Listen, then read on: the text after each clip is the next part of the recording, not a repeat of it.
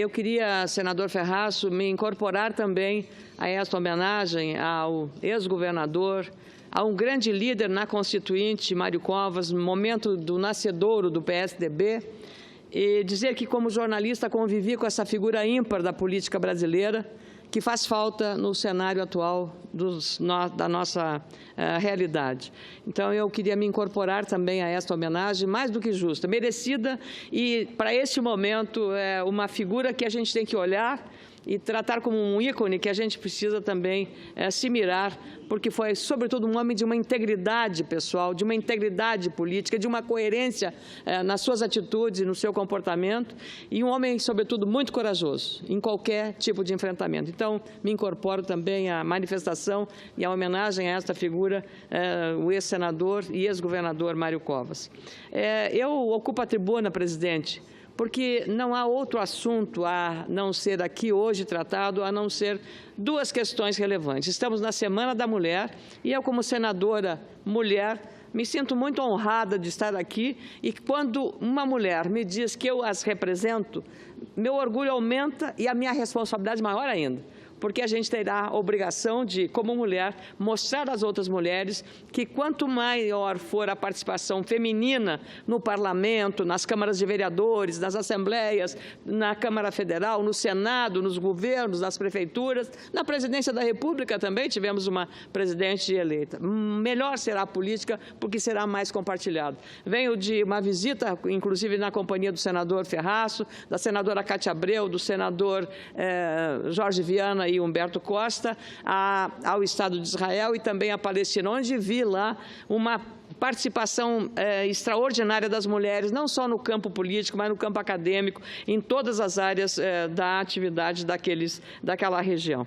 E eu agora venho referir, e queria que o 8 de março também seja não apenas uma data a ser celebrada, mas um ponto de referência, de inflexão, para que nós não só busquemos o empoderamento das mulheres, mas demos a elas também oportunidades. Eu lutei bravamente, sinceramente, desde 9 anos de idade, lutei para chegar onde cheguei. Lutei vencendo a pobreza, vencendo dificuldades, vencendo desafios e consegui. Então, tenho a muitos a agradecer a dona Rosita Ache, que me deu a primeira mão, ao ex-governador Leonel Brizola, que me deu a primeira bolsa de estudos, e à Assembleia Legislativa do Rio Grande do Sul, que me deu a segunda bolsa de estudos para concluir o ensino superior. Senão, eu não teria chegado à conclusão desses estudos e não teria, talvez, chegado aqui, estar hoje ocupando uma tribuna do Senado, com o apoio de 3.400.000 eleitores e eleitoras do meu estado do Rio Grande do Sul, um estado que me orgulha muito pelo grau de politização, pelo empenho e pela vontade de superar a crise. Então,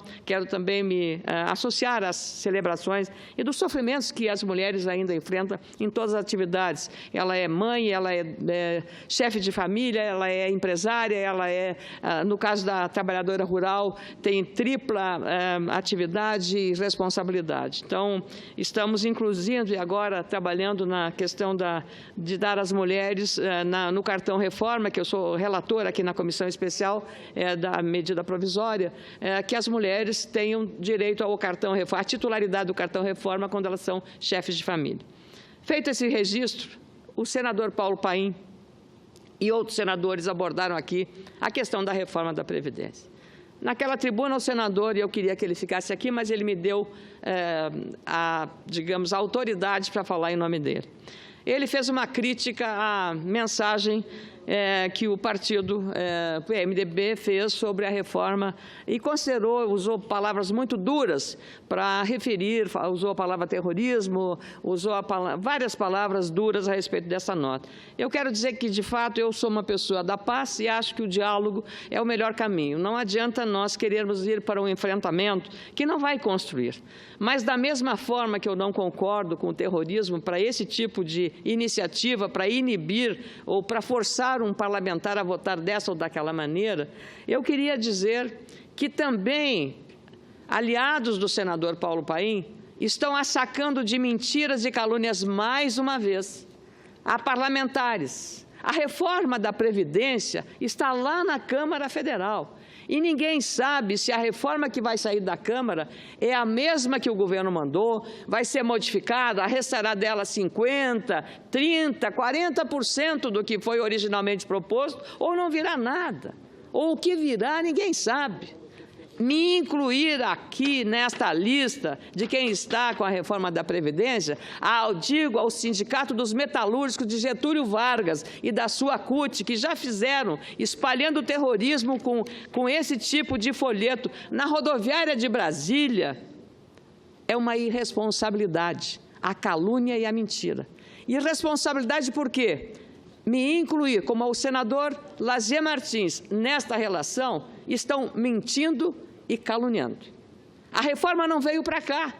Como é que eles vão saber que voto eu darei quando essa matéria estiver aqui examinada? Mais ainda, assinei a convocação da CPI da Previdência do Senado e fui a primeira a subscrever o pedido do senador Paim, do PT, da CUT. Fui a primeira a subscrever a CPI mista que junta a Câmara e Senado para o debate sobre essa questão da Previdência. E aí, a CUT e o Sindicato dos Metalúrgicos de Getúlio Vargas fazem um papel desses, irresponsável, mentiroso, caluniador. Para quê? Para tentar manchar a imagem de parlamentares que estão comprometidos em resguardar os direitos dos trabalhadores. Não fosse isso, nem o senador Lazier, nem eu teríamos assinado a CPI requerida pelo senador Paim. Mais do que isso, sou a requerente. Vamos realizar lá em Não Me Toque, na sexta-feira, durante a Expo Direto Cotrijal, um evento considerado até pelo presidente da Cotrijal, Ney Mânica, e com o presidente da Federação dos Trabalhadores da Agricultura do Rio Grande do Sul, Carlos Joel da Silva, como um evento de maior repercussão de toda a história da Expo Direto Cotrijal e Não Me Toque. Eu vou estar realizando lá, por minha iniciativa e com o apoio dos trabalhadores rurais, um debate, uma audiência pública para tratar desse tema. E tenho repetido no Rio Grande, onde vou. Ninguém bota canga no meu pescoço. Sou uma senadora independente e aqui vou votar conforme a minha consciência, resguardando o direito dos trabalhadores rurais, da agricultura familiar do meu Estado. Trabalhadoras e trabalhadores rurais. Então, não me venha com mentiras, com calúnias. O Sindicato dos Metalúrgicos de Getúlio Vargas, e filiado à CUT, novamente atacando parlamentares injustamente. E isto pode ser considerado um crime de calúnia e paga as consequências. Então, nós temos que ser verdadeiros, temos que ser transparentes e temos que ter responsabilidade com o que fazemos e com o que dizemos, porque a política pressupõe seriedade e honestidade, não só aqui, mas também na base dos sindicatos que recebem dinheiro público. Não é para fazer isso, atacar parlamentares, é para defender causas e interesses legítimos dos trabalhadores. Então, feito esse registro, meu caro presidente, eu quero dizer que há uma expectativa muito grande em relação à Expo Direto, que é uma das maiores feiras que trata da produção agropecuária com sustentabilidade, com inovação, com tecnologia, com assistência técnica, um pavilhão enorme para a agricultura familiar, exatamente para mostrar que a pluralidade da produção, todo mundo, o sol nasceu para todos, para o pequeno, para o médio, para o grande, todos precisam compor a riqueza do Brasil. Porque se um achar que um é melhor que o outro, a gente não vai muito adiante. A gente precisa compatibilizar, compartilhar conhecimento. E é dessa forma que a gente vence. Visitei há pouco Israel, o senador Ferraz pôde ver, em pleno deserto, com irrigação por gotejamento, aquele país sem água, e guardando toda a água da chuva, armazenando, nós precisamos fazer isso também, está produzindo bananas, melão, frutas e cítricos e exportando para a Europa. Então, nós poderíamos fazer muito mais, hoje já fazemos muito, mas imaginar que esse país no deserto faça isso é um bom sinal. Mas por quê? Porque tem muita tecnologia. Uma delas, a Universidade Hebraica de Jerusalém, já que falamos em agricultura, foi quem desenvolveu aquele famoso tomatinho cereja que a gente compra em qualquer mercado, mas a gente não tem ideia que aquilo foi fruto de uma pesquisa científica dessa universidade, que até hoje recebe, até o ano que vem, royalties por este invento, senador. Imagine o ganho e, graças a isso, a universidade pode oferecer mais vagas, mais pesquisa, mais investimento no setor, porque ela recebe. E, lamentavelmente, em muitos casos no Brasil, há um preconceito em relação à academia que tem conhecimento a fazer essa participação. Sou autora de um projeto que cria os fundos patrimoniais para ajudar a doadores que possam oferecer dentro desse fundo recursos daqueles pessoas notáveis que tiveram muito sucesso na sua carreira, que estudaram numa universidade pública, numa universidade federal, e que esse fundo possa também ser fonte de financiamento para aumentar os recursos e a capacidade da geração de novas pesquisas. Ontem, meu caro senador, não sei se no seu estado acontece como no Rio Grande do Sul. No Rio Grande do Sul estão sendo realizadas no domingo 5 eleições fora de época. 5 municípios com eleição fora de época. E eu participei em 4 municípios, andando de helicóptero, e aí o adversário diz, mas é luxo, não é luxo. Como eu poderia ir de Santa Maria, São Vicente do Sul, Salto do Jacuí, Arvorezinha e Butiá, no mesmo dia, fazendo comícios para os candidatos do meu partido, em alianças que envolveram 7 ou mais partidos políticos. Como eu poderia fazer num estado de dimensão geográfica tão grande como o meu, o Rio Grande do Sul? Então, isso foi pago pelo partido, pelo diretório regional do partido, presidente Celso Bernardi, para poder viabilizar a minha presença lá.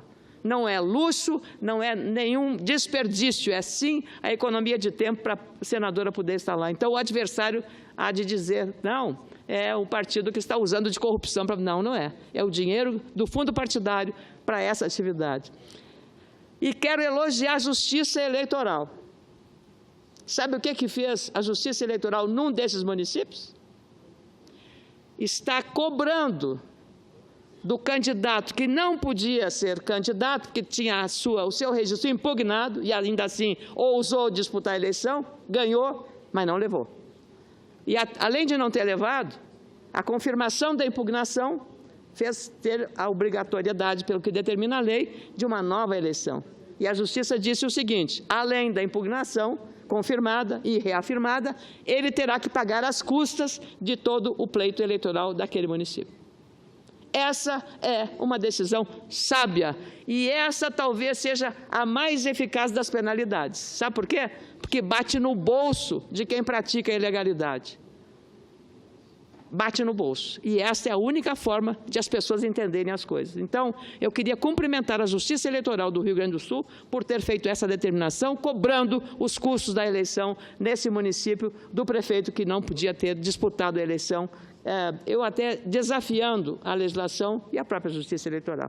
Então, é por isso que eu hoje subo à tribuna, dizer também, meu caro presidente, que tive a honra de ser convidada pelo embaixador das Filipinas para fazer uma palestra a embaixadores de toda a Ásia e também da Oceania. Estavam lá embaixadores do Japão, da Tailândia, da Índia, da Coreia do Sul, de Singapura, da Indonésia, vários embaixadores, da Malásia, do Vietnã, estavam lá, da Nova Zelândia e outros mais, que a memória não me permite agora fazer a referência. Queriam ouvir sobre o Brasil e me convidaram, tive a honra de ser convidado, e lá fiz uma exposição, explicando da importância das reformas que estão sendo postas, mas que o governo, e eu apenas repeti para eles aquilo que disse já nessa tribuna, o governo está errando e está perdendo a guerra da comunicação. Está perdendo a guerra da comunicação. E a oposição, que não sabe governar, sabe duas coisas, gastar errado o dinheiro público e fazer oposição. Porque a mesma oposição que ataca aqui a reforma previdenciária, durante muitos anos, assim que o Fernando Henrique Cardoso criou o fator previdenciário, famigerado na declaração dele, durante 13 anos, o PT, que no governo Fernando Henrique Cardoso fazia uma severa e feroz oposição, bateu, mas bateu duro no fator previdenciário, duro. Vou lhe dizer, era assim, uma coisa demonizada. O que é que veio acontecer? O mesmo partido que demonizou o fator previdenciário ficou 13 anos no poder. 13 anos no poder. Tirou o fator previdenciário? Tirou? Não. Qual é a coerência que o partido tem hoje para vir bater do jeito que bate nesse processo? A reforma da Previdência, no meu entender, não pode ser a que o governo mandou. Meu voto será para aperfeiçoar e reduzir ao mínimo possível que não prejudique os aposentados brasileiros. Mas, então, é preciso ter coerência, porque quem subir à tribuna para bater no fator previdenciário teve no poder e não mexeu uma vírgula no fator previdenciário. A gente tem que ter coerência nas atitudes que a gente tem e lembrar do que disse ontem, para não se arrepender do que vai dizer hoje ou amanhã. Dito isso, eu quero agradecer a Vossa Excelência e acho que teremos uma semana de grandes desafios aqui pela frente. Muito obrigado.